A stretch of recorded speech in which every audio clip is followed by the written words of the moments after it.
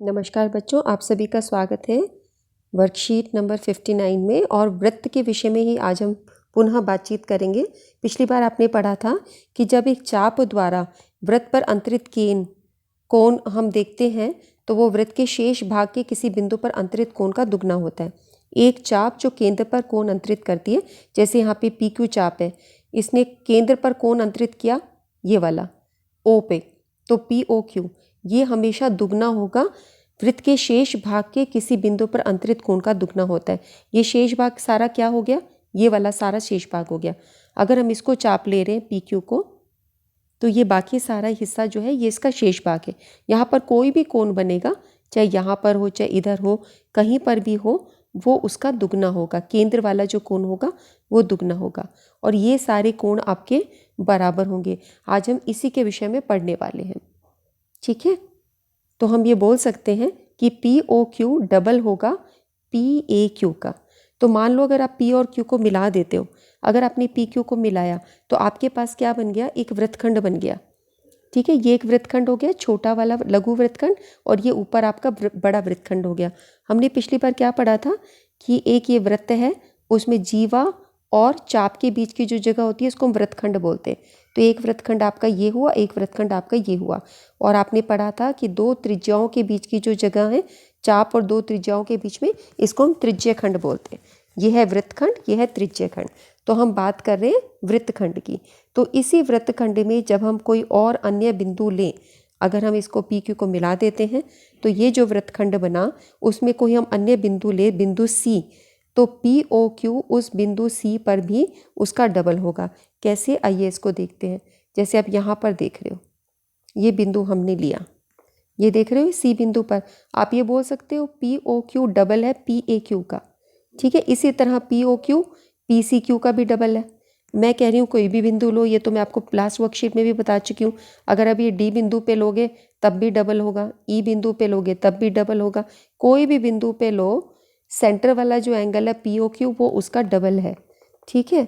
तो अगर वो डबल है इसका मतलब ये हो गया कि ये दोनों अन्य कोण जो है ये बराबर है।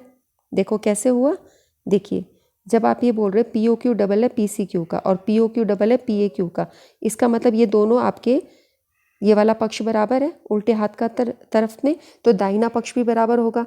यानी 2PCQ 2PAQ के बराबर है। दो दो काट दो दोनों तरफ में, ये आपका कट गया, तो आपके पास क्या बचा, PAQ PCQ के बराबर है। यानी ये दोनों कोण बराबर है, इसका मतलब A और C बराबर है। इससे हम ये पहुंचते हैं कि एक ही वृत्तखंड के कोण बराबर होते हैं, ठीक है। हमने एक बहुत इम्पोर्टेंट निष्कर्ष निकाला है, क्या, कि एक ही वृत्तखंड के कोण बराबर होते हैं। इसे आप याद कर लो, ठीक है। एक ही वृत्तखंड में जितने भी कोण बनेंगे सब बराबर होंगे। इसी प्रकार यदि आप अपनी वृत्त में इस तरीके से जीवा बनाएं कि वो आपकी जीवा वृत्त का व्यास बन जाए, जैसे यहाँ पर आपने किया, जीवा ऐसी बनी है, वृत्त का व्यास बन गया, तो अब दो अर्धवृत्त बन गए। अब आपको पता है व्यास जो है ये एक सरल रेखा के समान है, तो यहाँ पर कोण कितना होगा, 180 होगा।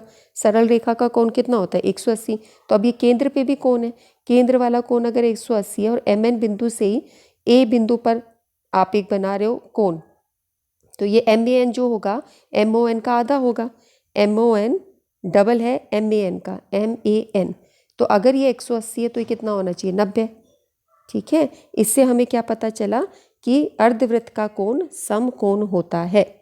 अर्धवृत्त का कोण समकोण होता है। एक बार मैं फिर से बताऊं, देखो केंद्र पे जो कोण बन रहा है वो किसी अन्य बिंदु पर उसका दुगना होगा, ठीक है। इसी प्रकार यहाँ पे जो भी बिंदु आप लोगे उन सब का वो दुगना होगा। तो हम ये कह सकते हैं यहाँ पे जितने भी कोण हैं जो एक ही वृत्तखंड में है वो बराबर होते हैं। तो हमारे पास आया एक ही वृत्तखंड के कोण बराबर होते हैं, ठीक है। अगर मेरे को ये 20 दिया हो और मैं बोलूँ यहाँ पर भी एक कोण बना के बोलूँ बच्चों इसको भी पता करो, ये बोलूँ, और ये मैं आपको बोलूँ ये 20 है, तो आप इसको देख के ही बोल सकते हो कि दोनों एक ही वृत्तखंड में, ये भी 20 होगा।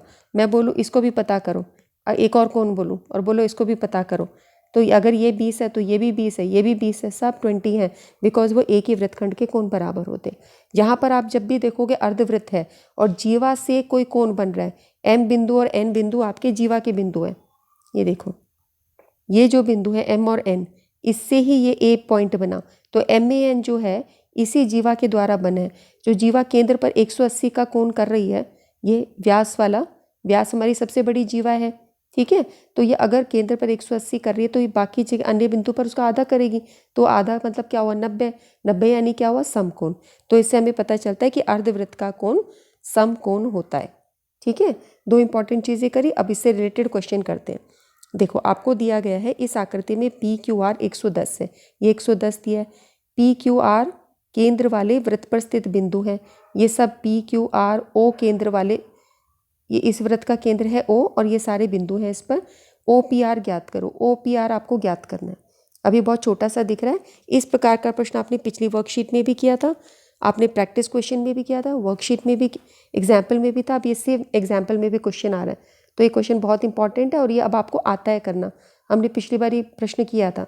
110 ये है, तो आप यहाँ केंद्र वाला कोण बोलोगे डबल है, इसको निकालोगे, ये निकाल के फिर 360 में से इसको घटा दोगे। अगर ये तुम्हारा निकल गया 110 का डबल 220, तो इधर वाला कोण क्या होगा, 360 में से 220 घटाओगे तो 140 निकलेगा। उसके बाद इस वृत्त के कोण आप देखोगे। याद आए क्वेश्चन किया था। देखो बच्चों ये आपको 110 दिया है, ठीक है। अब ये 110 कहाँ से आ रहा है, इस चाप से आ रहा है। पी आर, पी आर ने क्यू पे बनाया कोण और पी आर ने वृत्त के केंद्र ओ पे कोण बनाया। अब मैंने वृत्त का केंद्र बहुत नीचे दिखा दिया ताकि मैं इसको बड़ा दिखा सकूं। ये केंद्र जो होता है बीच में होता है, पर आपको समझाने के लिए मेरा केंद्र नीचे जा रहा है, वृत्त में एकदम बीच में मैं नहीं दिखा पा रही हूँ, क्योंकि इतना छोटा चित्र रहेगा तो आपको नहीं समझ में आएगा। इसलिए ये थोड़ा इस त्रिभुज को बड़ा दिखाने के लिए मैंने अपना केंद्र नीचे ले लिया है। तो इस तरह से अगर ये 110 हुआ तो तुम इसको पता निकाल लोगे कि ये 220 है। ये जो तुम्हारी सेंट्रल एंगल वाली जो थ्योरम है कि केंद्र पर जो कोण होता है वो दुगना होता है, तो 110 का दुगना 220, क्योंकि ये पी आर चाप द्वारा है। पी आर चाप ने ही अन्य बिंदु पे जो बनाया वो केंद्र पे उसका डबल बनाएगी। अब अगर ये 220 है तो ये वाला हिस्सा 360 से घटा करके निकाल दो। 360 में से 220 घटा कर दोगे तो ये 140 आ जाएगा, यानी ये आपका निकल गया 140, ठीक है। अब आप ये देखो इस ट्राइंगल को देखो, इस त्रिभुज को, इस त्रिभुज के तीनों कोनों का जोड़ कितना होना चाहिए, 180। उसमें से एक 140 है, 140 है, तो 180 में से 140 गया तो कितना बचा, 40 बचा। अब 40 कोण आपका इसका जोड़ होना चाहिए।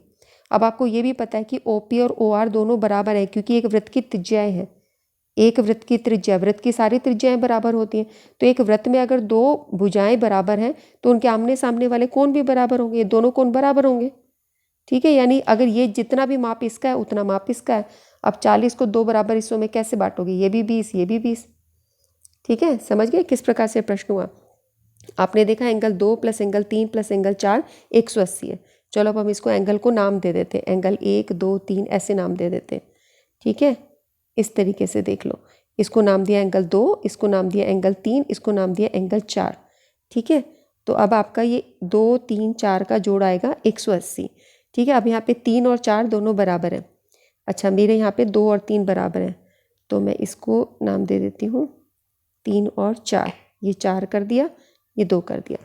ये 3 और 4 क्यों बराबर हैं, क्योंकि OR और OP दोनों त्रिज्याएं हैं और एक त्रिभुज के अंदर यदि दो भुजाएं बराबर हों उनके आमने सामने वाले कोण बराबर होते हैं, तो 3 और 4 दोनों बराबर हैं, ठीक है। तो हमारा आ गया 2, 3 की जगह 3 लिखा और 4 की जगह भी 3 लिख दिया, क्योंकि ये दोनों बराबर हैं। ये 180 आ गया। तो अब तुम्हारा इससे क्या अर्थ आया कि आपका ये जो दो कोण है वो कितना है, 140 है। उधर घटा करके हमने निकाल दिया, 180 में से 140 गया तो 40, तो एंगल की 3 कितना होना चाहिए, 20 होना चाहिए, ठीक है। एक बार मैं फिर से बताती हूँ, अगर ये 110 है, यहाँ 220 निकाला, 360 से घटा करके ये निकाल दिया, ये तुम्हारा हो गया 140। 140 जमा ये एंगल होना चाहिए 180, और ये दोनों एंगल होने चाहिए बराबर। तो अगर 140 में से 180 में से 140 निकल गया तो 40 बचा, तो ये दोनों 20-20 होना चाहिए ना। याद आया, सब प्रश्न किया था। चलो अब अगला देखते हैं। ये हमारा प्रैक्टिस क्वेश्चन है। एक ही वृत्त पर ABCD बिंदु है, ये ABCD बिंदु दे रखे हैं और यहाँ पे BD और AC प्रतिच्छेद कर रहे हैं E पर, इस तरीके से कि BEC 130 दिया, ये आपको 130 दिया। आपको पता लगाना है, अगर ECD 20 है, अगर आपका ये ECD 20 है तो BAC पता लगाओ, BAC, यानी आपको ये कोण पता लगाना है, BAC, इसको पता लगाना है, BAC। तो देखो इसको हम कैसे करेंगे। आप ये देखिए, अगर ये 130 है तो ये तुम्हारा इन दोनों का जोड़ होता है 180, ये रैखिक युग्म है। तो अगर ये 130 है तो ये 50 होगा, है ना, तब ये 180 हो जाएगा। ठीक है, इन दोनों का जोड़ 180 हुआ तो ये 50 हुआ। अब ये 50 है तो उसके सामने वाला कौन शीर्षाभिमुख है, ये भी 50 हो जाएगा। इसको हम मिटा के साफ साफ लिख लेते हैं। तो ये 50 है तो ये भी 50 हो जाएगा, क्योंकि ये दोनों एक दूसरे के शीर्षाभिमुख हैं।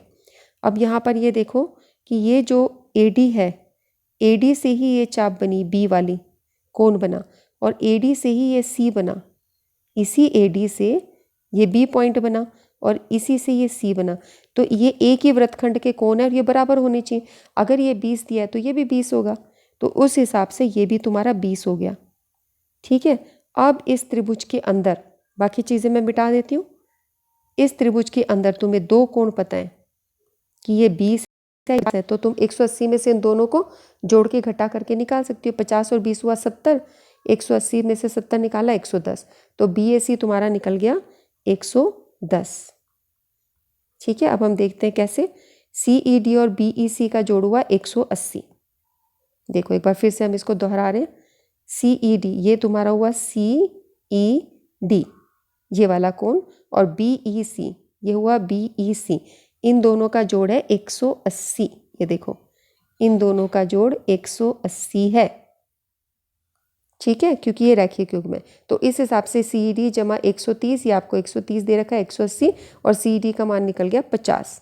ठीक है, सो ये आपका निकल गया 50, ये हमने लिख दिया 50। उसके बाद अगली चीज़ है AEB और CED दोनों शीर्षाभिमुख है। कौन कौन से शीर्षाभिमुख हुए, देखो ये वाला, ये कौन, कैंची वाले कौन ऐसे शीर्षाभिमुख होते हैं ना, तो ये 50 हुआ तो ये भी 50 हो गया। देखा, AEB और CED, तो आपने देखा CED और AEB दोनों शीर्षाभिमुख हैं, तो ये AEB भी 50 हो गया। तो उसके हिसाब से अब आपने देखा एक चाप AD द्वारा वृत्तखंड पर अंतरित कोण बराबर होते हैं। ये वाले जो कोण है ABD और ACD। ठीक है, अब मैं इसको मिटा देती हूँ। अब आप इस तरीके से पॉइंट देख रहे हो कि ये AD ने ही ये पॉइंट बनाया और AD ने ही ये बनाया। तो अगर ये आपका 20 है तो ये भी 20 होना चाहिए, ABD। तो इस हिसाब से ABD भी 20 हुआ, क्योंकि ACD 20 है, क्योंकि चाप AD द्वारा एक ही वृत्तखंड पे अंतरित कोण बराबर होते हैं। अब इस त्रिभुज के अंदर ये 20 निकल गया, ये 50 निकल गया, तो एक त्रिभुज के तीनों कोणों का जोड़ 180। तो आप बोल सकते हो त्रिभुज के तीनों कोण आपने लिए, इनको जोड़ा 180, क्योंकि त्रिभुज का कोण युग्म होता है 180 का। तो BAE ABE 20 है, ABE या ABD एक ही माप होगा। ये देखो क्यों, क्योंकि देखो AE ABE या ABD एक ही कोण आ रहा है ना, ये ABE कर रहे हो जब, या AB ये आगे इसी पे D बढ़ रहा है, तो सेम कोण है ये। तो इस हिसाब से ये 20 है, ये 50 है, दोनों का जोड़ा 70, 180 में इधर घटा दिया 110, सो BAE आ गया 110। हो गया साबित। इसको आप मेंटली भी कर सकते हो, लिख के तो करना ही है। अब इस आकृति वाले केंद्र O में वृत्त पर 3 बिंदु इस प्रकार से ABC कि ABO तुम्हें दे रखा है, AOB दे रखा है 50, BOC दे रखा है 30। तो यदि चाप ABC के अतिरिक्त वृत्त D पर बिंदु D है तो ADC ज्ञात करो, ADC निकालना है। अब ये देखो, ये बहुत ही आसान क्वेश्चन है। देखो ये देखिए AC, ये C दिख रहा है, ये AC ने केंद्र पर कोण बनाया, कितना बनाया, कितना होगा, इन दोनों का जोड़ होगा 50 और 30, यानी कितना हुआ 80। ठीक है, यानी AOC तुम्हारा 80 निकल गया, केंद्र पे जो कोण बन रहा है 80 डिग्री, क्योंकि ये AOC हुआ, AC ने बनाया, AC ने ही D पे पॉइंट बनाया, कोण बनाया। ये देखो AC से ही D पर जा रहा है। तो एक चाप द्वारा केंद्र पर अंतरित कोण दुगना होता है किसी अन्य जगह पे। अगर ये 80 है तो ACD कितना होगा, 80 का आधा यानी 40। तो ADC आपका निकलेगा 40, 80 का आधा ADC। ठीक है, देखते हैं इसको। आपको दिया गया AOC दिया है, AOB जमा BOC, ये 50 है, ये 30 है, दोनों का जोड़ा 80। AOC तुम्हारा डबल होगा ADC का, क्योंकि किसी चाप द्वारा केंद्र पर अंतरित कोण उसी चाप द्वारा वृत्त के शेष भाग पे अंतरित कोण का दुगना होता है। तो इस हिसाब से हम कह सकते हैं ADC आधा है AOC का। अगर AOC डबल है, इसका मतलब ADC आधा है AOC का, आधा AOC का। यह आपका 2 इधर आ जाएगा, ये 2 यहाँ गुना हो रहा है ना, इधर आके भाग हो जाएगा, तो इधर आ गया AOC के साथ में, ठीक है। अब हाफ AOC की वैल्यू डाल दो। AOC कितना है 80 डिग्री, तो 80 का आधा 40 डिग्री, 40 डिग्री उत्तर हो गया। तो आज की वर्कशीट में आपने क्या सीखा, एक ही वृत्तखंड पे अंतरित कोण बराबर होते हैं और अर्धवृत्त का कोण समकोण होता है। इसका आपने कोई भी क्वेश्चन नहीं किया अर्धवृत्त का, इसके हमने जो भी क्वेश्चन है इसी के किए कि केंद्र पर दुगना वृत्तखंड के कोण बराबर, और हो सकता है ये नेक्स्ट वर्कशीट में है अर्धवृत्त का कोण समकोण होता है। तो सारी चीज़ें इंपॉर्टेंट थी और आसान भी थी। मैंने पूरा अपनी तरफ से कोशिश की आपको समझाने की। बच्चों नेक्स्ट वर्कशीट में हम फिर मिलते हैं, तब तक के लिए नमस्कार।